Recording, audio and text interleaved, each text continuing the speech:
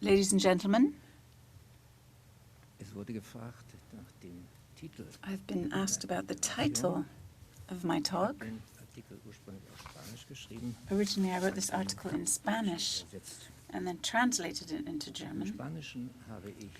In Spanish, I used the expression disobedience, well, designing disobedience. That's what I called it, essentially, translated into English. In one of the more recent works of Hans Magnus Enzensberger, the protagonist launches an invective against modern name design, particularly furniture and lamp design, by sarcastically noting that hell was a place you had to imagine as being designed entirely, furnished entirely by designers. So, since whether I like it or not, I belong to the Guild of Designers, I'm going to speak to you as a hell furnisher. The inflationary use of the term design, which overlaps in some ways with the concept in German of Gestaltung, but doesn't cover everything, may well have contributed to the simple mention of the word design triggering irritation and negative predisposition. The weighty question of this symposium triggers concerns, at least for me, as to whether or not design isn't being overloaded and whether we're not perhaps stepping beyond the boundaries of what design can do. The question and the response that we give to it depends on what we understand as change and what aspirations we're generating in this context. I suppose spontaneously the response is going to be that it's more society that changes design than the other way around.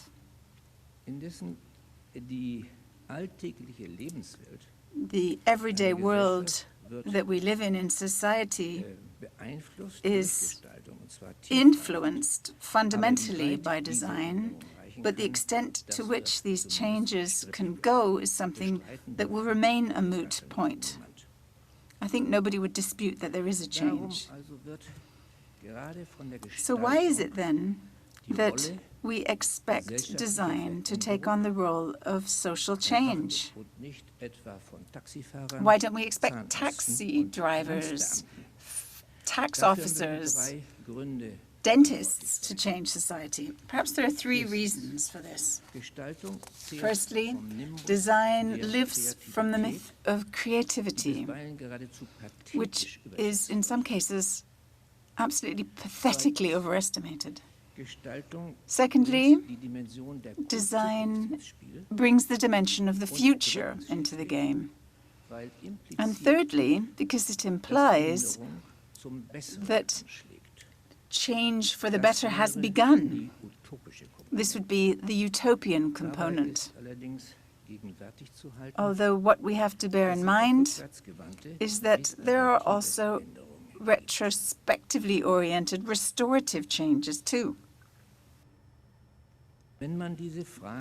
Now, if this question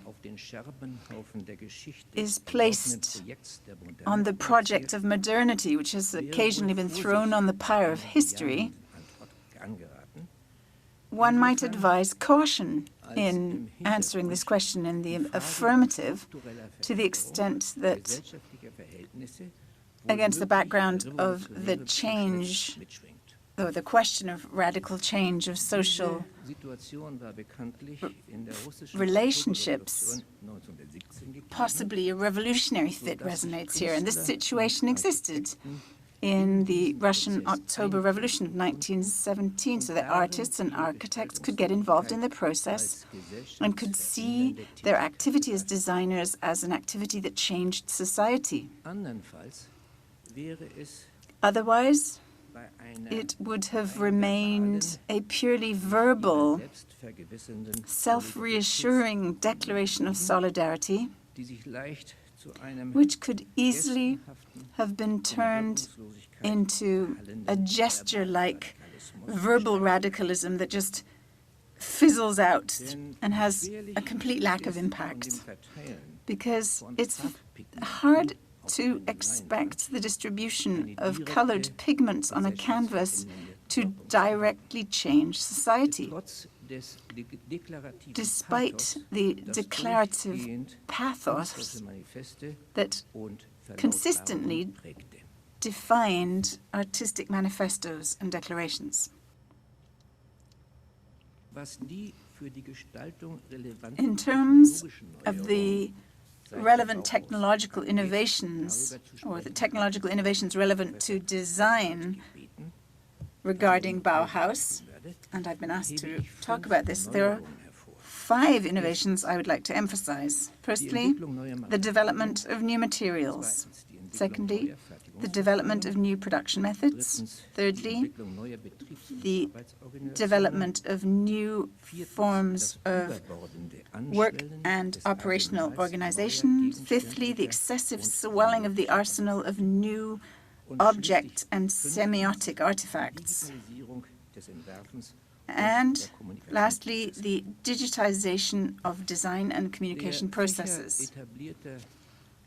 The disciplines of design, product design, such as industry design, graphic design, and architecture, expanded considerably to include new disciplines such as interface design, interaction design, game design, data visualization, service design, and event design, with their own qualification profiles and technical expertise.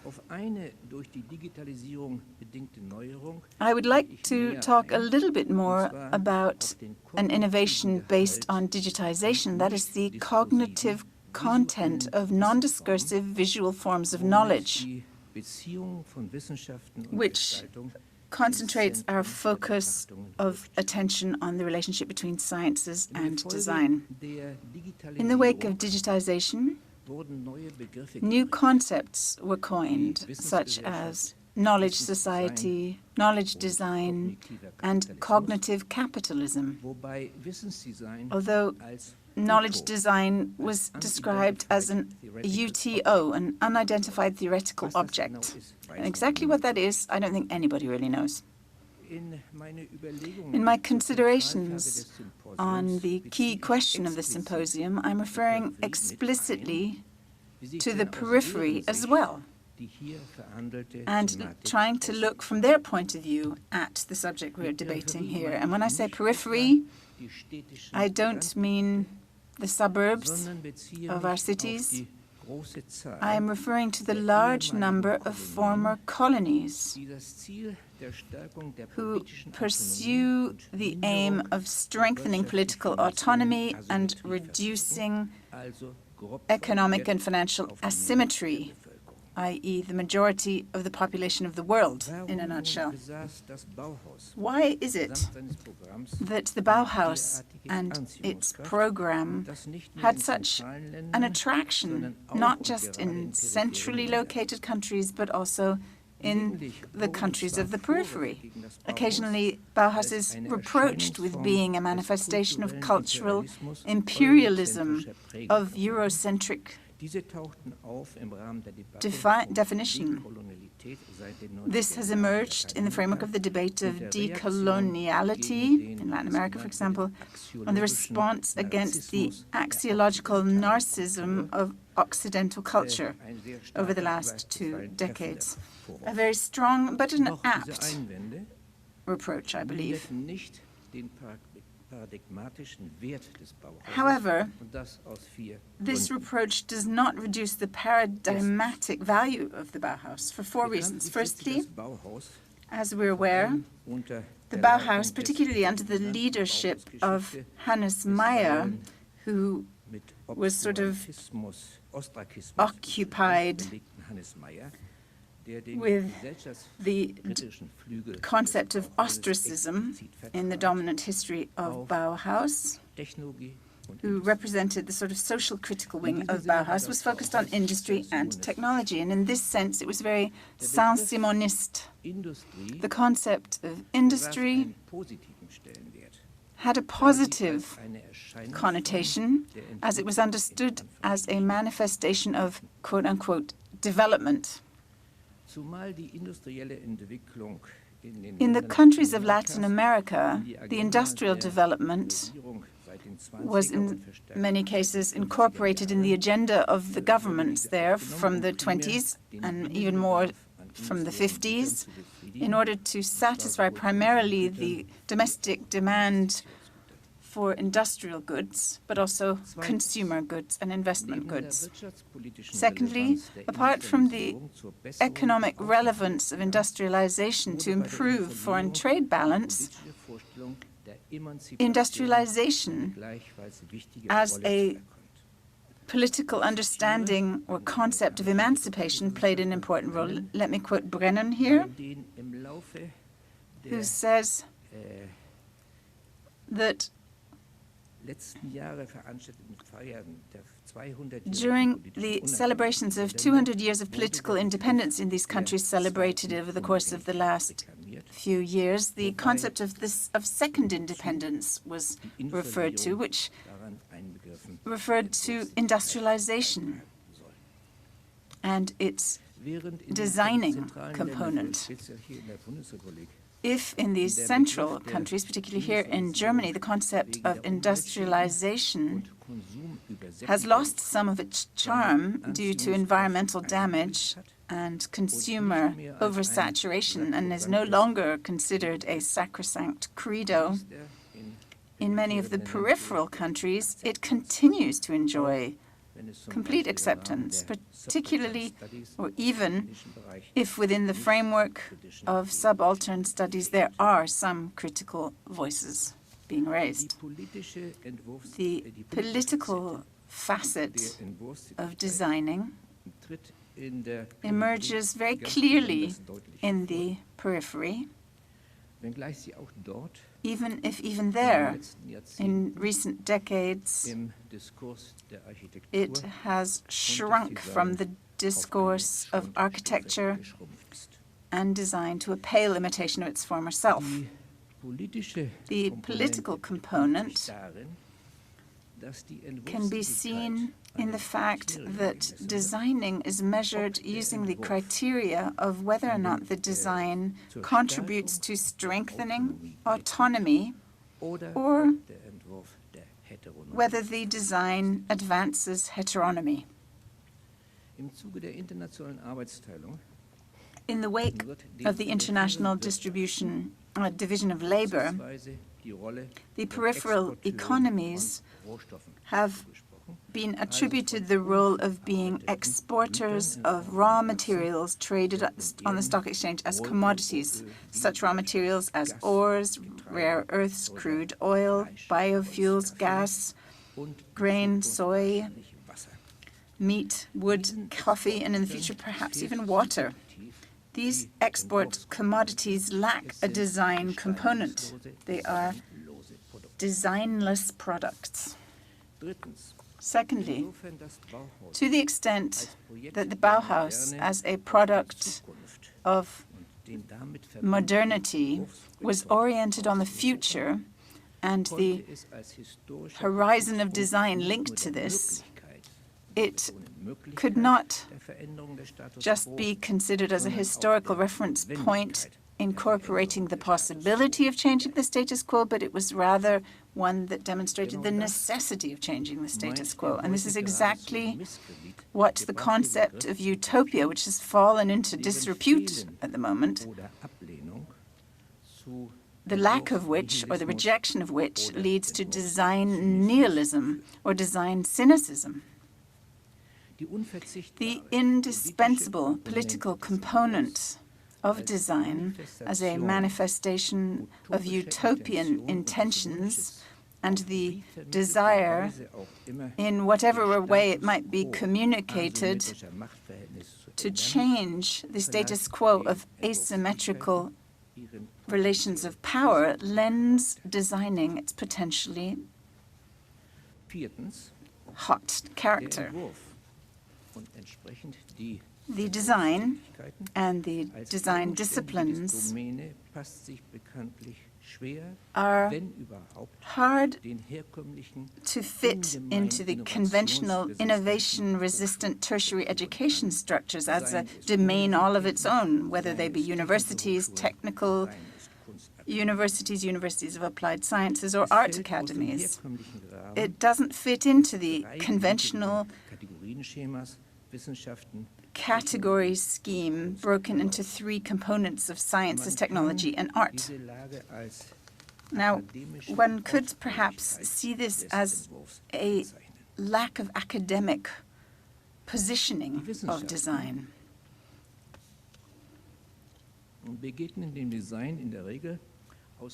The sciences encounter design for reasons that one can certainly understand with a certain sovereign indifference, if not to say ignorance, or they dismiss it as a frivolous type of sales-mongering, commercially infected area of activity, and thus as culturally irrelevant. Or they do the opposite. They upgrade designing into an artistic activity, which misjudges the very core of designing. Besides sciences and arts, design is a continent of its own, if you like, with its own system of problematization and solution finding. There are two reasons that make it difficult to get to grips with the terra incognita of design from a social science or media theoretical point of view. These borders are marked on the one hand through their distance to the project, but on the other hand through the dimension of the materiality of design. Until we succeed in being aware of these boundaries and finding appropriate ways of accessing the, quote, continent of design, unquote, the potential of academically engaging with design will not be able to unfold well and will lie more or less fallow. The intense hagiographical interest in the Bauhaus and its history must be explained because the Bauhaus, quite rightly, is considered one of the most significant institutions of modern art of the 20th century, linked with the emblematic names of major artists, and that, although there was no official art taught at the Bauhaus or at an art academy. However, through the presence of defining artists, an affinity between art and design was suggested or implied. Regarding the changes of technical industrial methods of production since the Bauhaus, let me say the following. The Bauhaus aimed at series production, mass production, the production of a standard and the iteration of copies, which gave critics of industrialization an occasion to lament the repetition of depersonalized, anonymous, same things.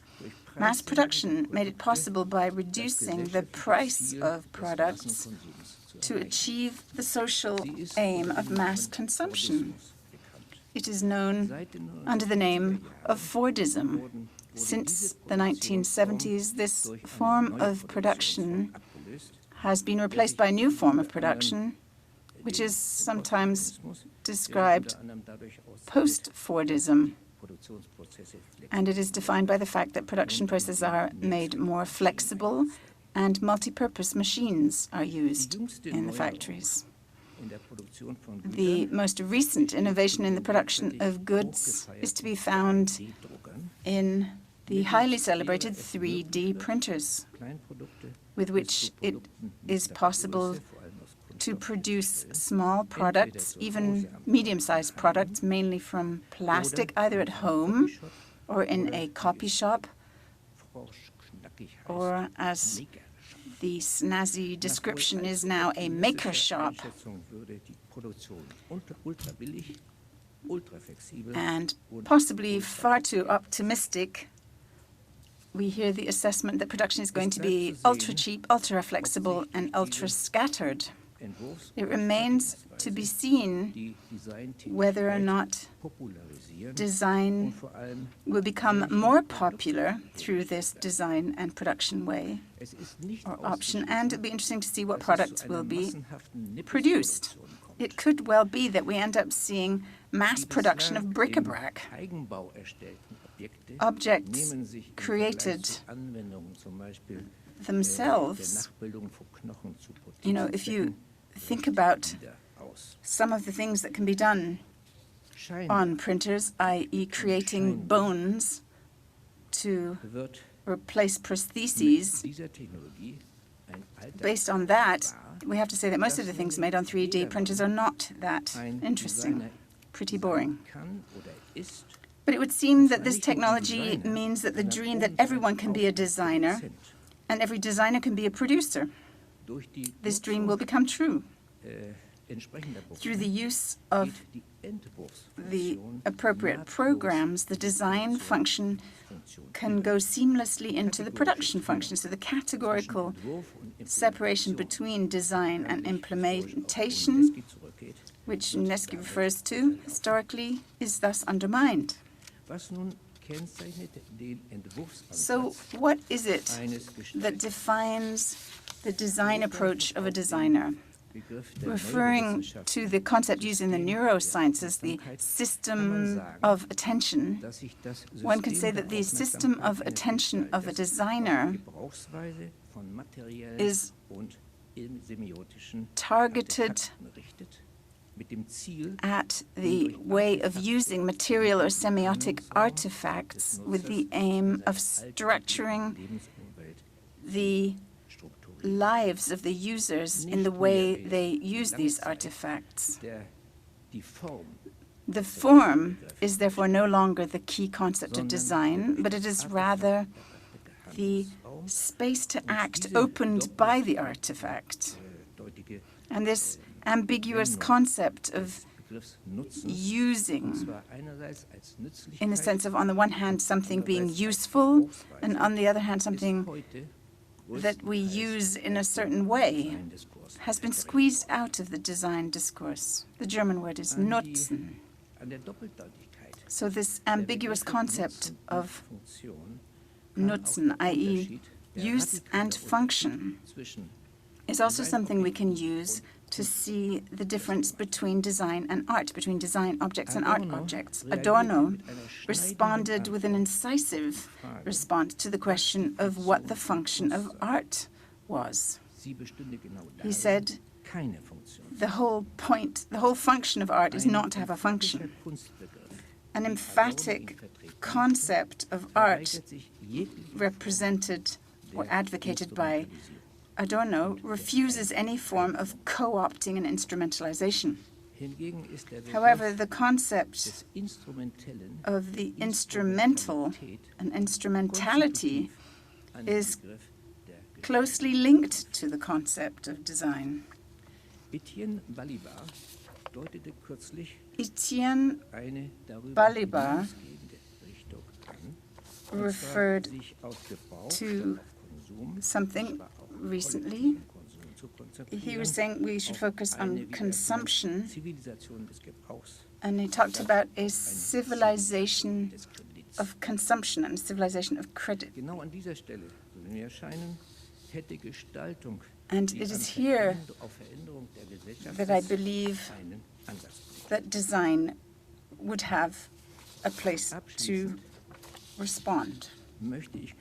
In conclusion, I would like to refer to the radical solutions of digitization which the new media can offer us, particularly in the form of social networks.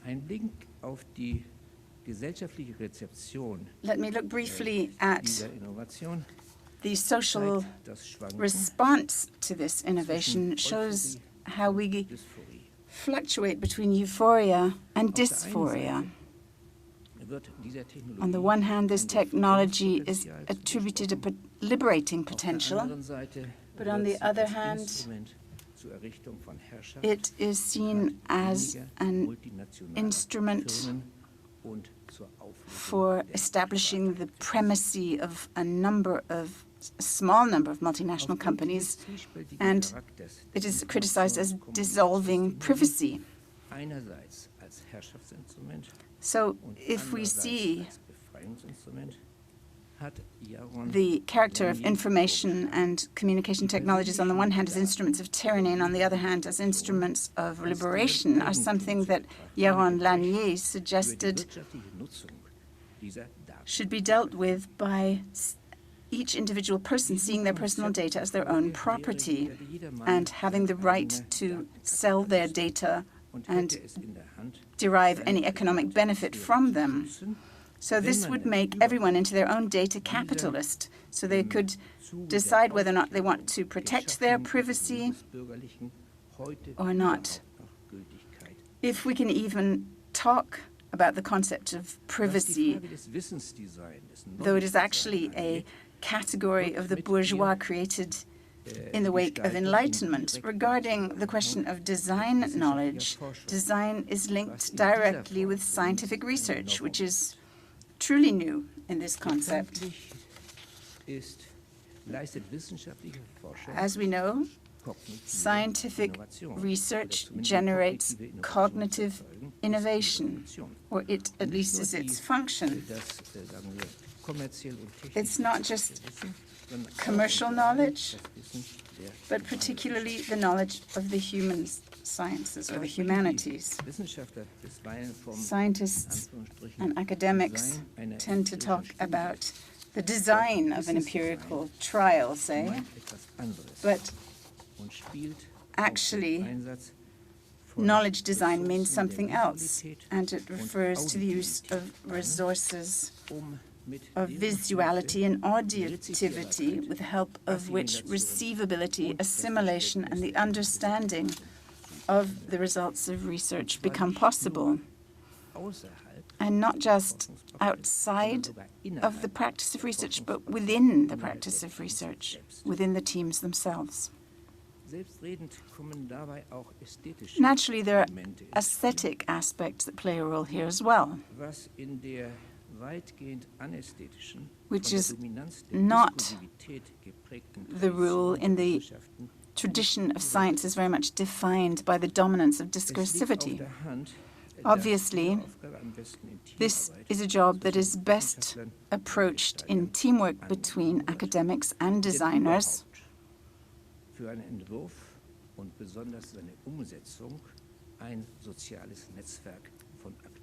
because we definitely need to have a social network of stakeholders involved for design and its implementation.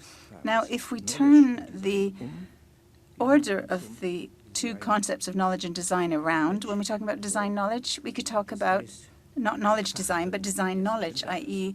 the knowledge of the designer. And in this context, one concept that's made waves is that of design thinking. Not just in the close professional circle of designers themselves, but particularly in managing and marketing circles. And if this concept of design thinking isn't just some snazzy synonym for creativity,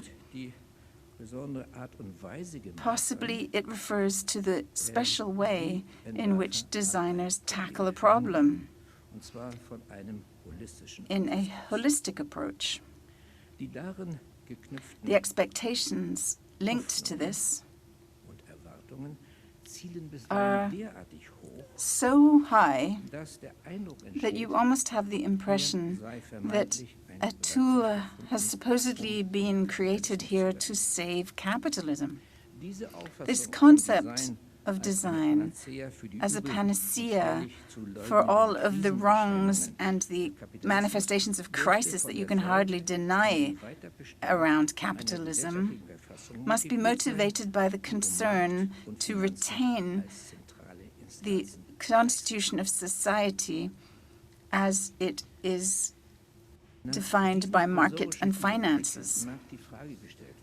Now, after this perfunctory overview, the question may well arise as to what any of this has to do with Bauhaus and whether, in terms of whether it can be fitted into the horizon of experience of the Bauhaus at all. Despite all of my skepticism, I'm tempted to respond to the question asked in this symposium with yes, because the problems that the Bauhaus movement saw continue to have the urgency that they had then. And in fact, a new constellation of problems has emerged, particularly questions around, quote-unquote, development without growth, questions of sustainability, and the questions, let me quote Aliba again, of the public control of the use of resources and their social distribution in an aspect, the logic of which tends to obey the oppression of any regulation. From this point of view, the Bauhaus remains topical, even if the way in which it addressed these problems may have lost relevance. Thank you for your attention.